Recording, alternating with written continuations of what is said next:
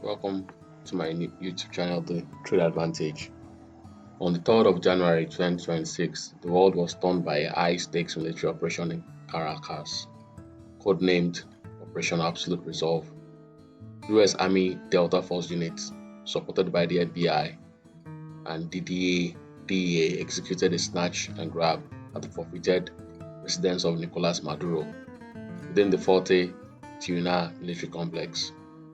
The mission, which lasted less than 30 minutes, resulted in abduction of Maduro and his wife, Cilia Flores, by 2:01 a.m. local time. Special forces had secured the target. By 3:29 a.m., they were on an aircraft bound for the United States. President Donald Trump soon declared that American justice had arrived for Venezuela. Maduro was not captured as a prisoner of war, but as a criminal defendant. He was transported to a detention center in Brooklyn, New York, to face a sealed subsiding indictment. The U.S. Department of Justice alleges that for over 25 years, Maduro and his associates, collectively known as the Cartel of the Suns, abused their power to facilitate the shipment of thousands of tons of cocaine into the United States. The indictment names several high-ranking figures, including Interior Minister Diosdado Cabello and Maduro's son, Nicolás Maduro, accusing them of partnering with narco-terrorist groups like the FARC and Sinaloa Cartel.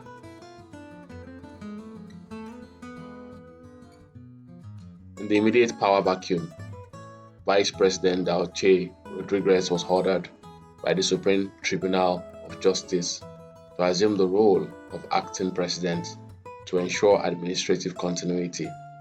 Our position, however, is fraught with contradiction. While U.S. Secretary of State Marco Rubio claimed Rodriguez agreed to cooperate with the American demands, she appeared on state television calling Maduro the only president and denouncing the U.S. operation as having Zionist undertones.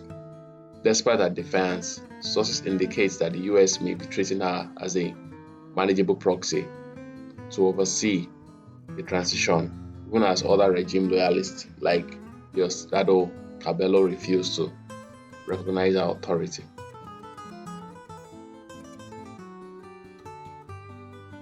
Capture the climax of an asphyxiation campaign. On 17 December 2025, U.S. Navy launched Operation Southern Spear, a naval quarantine to seize tankers carrying what they termed blood oil. By New Year's Day, Venezuela oil exports were effectively paralyzed.